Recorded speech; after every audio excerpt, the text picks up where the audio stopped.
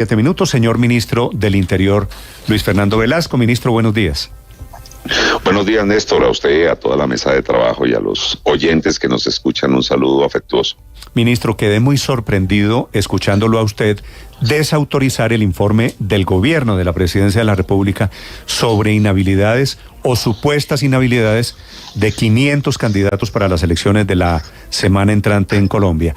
¿Qué es lo que está pasando en el gobierno, ministro, con este tema? No. A ver, no creo que el informe de la Secretaría de Transparencia se haya hecho de mala fe o intentando afectar a alguien en particular, pero el efecto evidentemente generó un debate frente al cual había que pronunciarse ahí en la plenaria del Senado. ¿Por qué? Yo creo que en el tema electoral en Colombia tenemos muchas cosas que mejorar. La primera, evidentemente, el árbitro nacional electoral. De tiempo atrás, cuando éramos congresistas con el presidente Petro, hicimos el debate de la inconveniencia que el árbitro electoral fuera definido por los partidos mayoritarios en sus votaciones del Congreso, y que ese árbitro electoral luego tomara decisiones frente a candidatos que no eran de esos partidos o que enfrentaran a sus propios candidatos. Pero esas son las reglas del juego y tenemos que respetarlas hasta que hagamos un acuerdo nacional y las cambiemos. Yo creo que ese es un elemento en que con calma, con prudencia, tenemos que repensarlo y construirlo, pero entre todos. Eso no es una cosa de mayorías contra minorías. Segundo, precisamente esas reglas de juego hacen que el debate sobre quiénes están habilitados o inhabilitados en una elección se vuelva parte del debate político de todos los días. Usted sale a un municipio y el debate muchas veces no es si el alcalde va a hacer tal política pública en vías o en salud o en aseo o en educación, sino si está o no está inhabilitado, y se vuelve parte del debate electoral que debe definirlo un árbitro que no sean los partidos, o sea, un árbitro que esté legitimado. Entonces, cuando... ¿Quién es ese árbitro de buena fe, ministro? Pues el Consejo Electoral y la Procuraduría puede intervenir, y jurisdiccionalmente pues la jurisdicción contenciosa administrativa que tiene como última instancia el Consejo de Estado. Entonces, cuando un funcionario que no hace parte de esos árbitros electorales, pero que tiene una audiencia muy fuerte, llámese ministro, llámese un funcionario de la presidencia, saca un listado sobre presuntos inhabilitados, porque así lo dijo con claridad el doctor Hidárraga, fue muy cuidadoso en decir que eran presuntos inhabilitados, pues en el debate local nadie va a decir en la presidencia dijeron que había un presunto inhabilitado, sino Néstor Morales está inhabilitado, y lo dijo la presidencia, y eso tiene un efecto muy grande, porque usted todavía no ha sido vencido en el proceso en que le podrían adelantar, y usted podría explicar, no estoy inhabilitado por esto, mi contrato fue de hace 2 años o hace 3 años, no hace 1 año. O sea, a la gente hay que respetarle su presunción de inocencia, y entonces eso generó un debate muy amplio. Yo hice el pronunciamiento, y el pronunciamiento es que el gobierno sí prefiere que quien defina quiénes son los que están inhabilitados sean los árbitros definidos por la Constitución y la ley, pero además, pues lo he dicho y lo dijo el presidente, de hecho presentó un proyecto de acto legislativo al Congreso que no prosperó, cambiando el árbitro electoral y buscando que tenga un origen no político, sino más jurisdiccional. Sí, ministro, lo que usted me está diciendo tiene todo el sentido del mundo, y es que las barras en la tribuna no pueden convertirse en árbitros, si le entiendo bien, que para eso hay unos árbitros que están definidos legal y constitucionalmente en Colombia, ¿cierto? Sí, o sea, y hay un tema, mire, si yo soy ministro del Interior y me voy a Risaralda y digo que el candidato tal del municipio de Dos Quebradas puede estar inhabilitado, pues nadie va a decir que yo dije que puede estar inhabilitado. La gente va a decir que allá estuvo el ministro del Interior diciendo que tal candidato está inhabilitado, y eso le hace un daño terrible al debate electoral local. Entonces lo que yo pido es, no hagamos eso, dejemos que sea el debate ante el árbitro constitucionalmente habilitado el que haga eso, y no nosotros. Ministro, si usted y yo que solemos tener diferencias, estamos de acuerdo en que los únicos que pueden tomar decisiones sobre el rumbo de un partido son los árbitros. Usted ha preguntado en la Presidencia de la República, ¿ese informe qué objetivo, qué propósito tiene? Yo creo, no, sí, claro, yo he tenido unas comunicaciones con el doctor Idárraga, yo tengo respeto por él, quiero decir que admiro muchas de las labores que él hace, ha ayudado a construir una política pública contra la corrupción. En este caso en particular alcancé yo a escribirle antes de que hiciese la publicación y haciéndole esa observación, hombre, no me parece prudente que saques eso, porque eso va a tener un efecto que además lo vi, casi se levanta la sesión del Congreso, porque obviamente los líderes políticos que están en pleno debate electoral, que tienen compañeros de partidos suyos compitiendo, pues obviamente se ofenden y van a decir, bueno, ¿qué está pasando? Entonces, afortunadamente, pues se pudo manejar bien eso, pero no creo que haya tenido voluntad, sí. Pero no, nos dice usted que usted lo previno para que no sacara el informe, es decir, y entonces, ¿por qué sacó el informe? Él... ¿Qué explicación tiene? No, en su propio criterio creyó que aportaba al debate presentar una investigación que su oficina había hecho. En mi concepto era mejor entregársela al Consejo Electoral sin rueda de prensa y esperar a que la autoridad o el árbitro electoral definiera esa situación, porque es que de otra manera miren el debate en que estamos, innecesario. Sí, pero... Ministro, sí, de acuerdo, si el informe fuera publicado en la página de transparencia de la Presidencia o si hubiera enviado al CNE como al final se hizo, sin la rueda de prensa, pues hubiera sido diferente el escenario político. Usted al final es el que tiene que lidiar en el Congreso para que se tramiten los proyectos del gobierno muchas veces, y si se hubiera paralizado ayer la sesión, pues estaríamos en una discusión. Imagínense, seguramente se hubiera paralizado la elección del magistrado Vladimir Fernández. Pero más allá de eso, doctor Velasco, tengo información, yo no sé si usted me la pueda corroborar, según la cual el doctor Idárraga le consultó al presidente Gustavo Petro si podía publicar el informe y el presidente dio vía libre. ¿Eso le dijo a usted el doctor Idárraga? No, eso no me lo informó, y si hubiese sido así, muy seguramente el doctor Idárraga me lo hubiese comentado. Ahí hay una diferencia de criterios, no creo que haya ni mala fe, ni gana, ni dolo, ni gana de afectar a alguien en particular, entre otras cosas, porque en el informe aparecen gente de todos los partidos, incluyendo partidos de gobierno. Pero siento que fue inoportuno, y eso se lo dije a él y lo dije públicamente, y creo que tenemos que pasar la hoja y generar las mayores garantías a todos los candidatos. Doctor Velasco, ministro, usted dijo aquí en estos micrófonos hace unas semanas que todos tienen su corazoncito. Quiero preguntarle directamente si el doctor Idárraga está participando en política, si desde Presidencia se ha dado ese debate. No. Entre otras cosas, quiero insistir.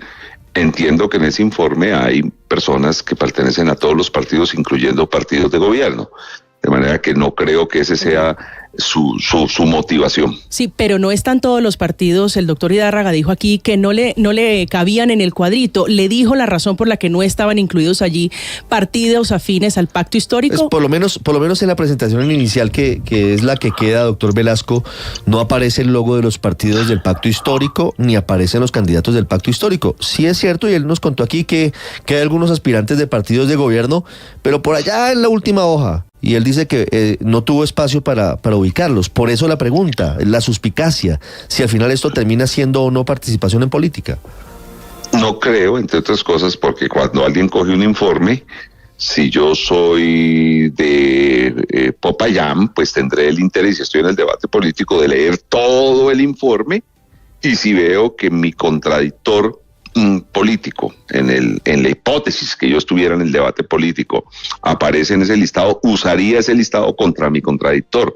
De manera que no importa usted dónde esté ubicado, eso lo van a usar y lo van a encontrar, porque evidentemente el informe aparece en todos los que él considera que pueden tener alguna causal de inhabilidad. ¿Cuál fue el motivo que le decían a usted, no solo en público, sino especialmente en privado, el motivo de la molestia de los políticos con este informe? Ese, que no es lo mismo que un ciudadano cualquiera que está en el debate político diga, creo que tal persona está inhabilitado o tal persona está inhabilitado, como afirman tajantemente en los debates locales y regionales, a que un documento de la presidencia diga eso, porque evidentemente va a tener un peso específico mucho más fuerte. Incluso hay temas de responsabilidad social. Si Néstor Morales saca un listado porque le han hecho un estudio en la emisora diciendo que 20 personas están inhabilitadas, eso va a tener un efecto político gigantesco en el resultado electoral en esos lugares. Por eso uno en estos temas tiene que ser de verdad muy prudente. Ministro, ¿por qué el informe lo publican a 12 días de las elecciones? Fuera de todo, a mí me parece extemporáneo, me parece todo rarísimo. ¿Usted le preguntó a él por el tiempo, por el timing de este informe? Porque fue el tiempo que él usó en hacer su estudio, lo tenía listo y decidió publicarlo. Yo hubiese preferido que no lo publique, yo hubiese preferido que él lo hubiese entregado al Consejo Electoral sin necesidad de rueda de prensa ni publicarlo y esperar que se tomen las decisiones. Pero bueno, ya digamos, creo que esto ya ocurrió, ya el gobierno ayer en la plenaria del Senado presentó una posición frente a ese informe y espero pues que siga el debate, que la gente tenga la seguridad que no es ni el ministro del Interior ni funcionarios del Ejecutivo quienes dicen quién está y quién no está inhabilitado, sino unos árbitros definidos hoy en la Constitución y en la ley. Sí, porque al final lo que dijeron varios congresistas ayer es que esto tenía un tufillo de policía política y por ahí empezó la discusión. Doctor Velasco, ¿de quién depende el secretario de Transparencia de la Presidencia? ¿A quién le reporta? ¿Quién es el jefe del doctor Idárraga? Hace parte de el DAPRE, que es el Departamento Administrativo de la Presidencia de la República. Yo hice parte del DAPRE cuando fui consejero presidencial y de alguna manera había una coordinación por parte del director del DAPRE de la tarea de estos funcionarios. Es decir, que el doctor Carlos Ramón González estaba enterado de que se iba a publicar y dio el visto bueno para que se publicara el informe. No tengo esa información y yo conozco al doctor Carlos Ramón, es un hombre pausado, es un hombre con experiencia y probablemente si él conoce el informe, pues tiene la visión de saber lo que puede terminar pasando y hubiese intervenido. Lo que pasa es que obviamente un funcionario a ese nivel, un consejero presidencial, un director, un secretario de Transparencia, pues tiene su autonomía para hacer sus cosas, no tiene que estar consultando cada actuación suya. Vale, pues ese es el debate de cuál era el mensaje allí de ese informe. Señor ministro, una pregunta final.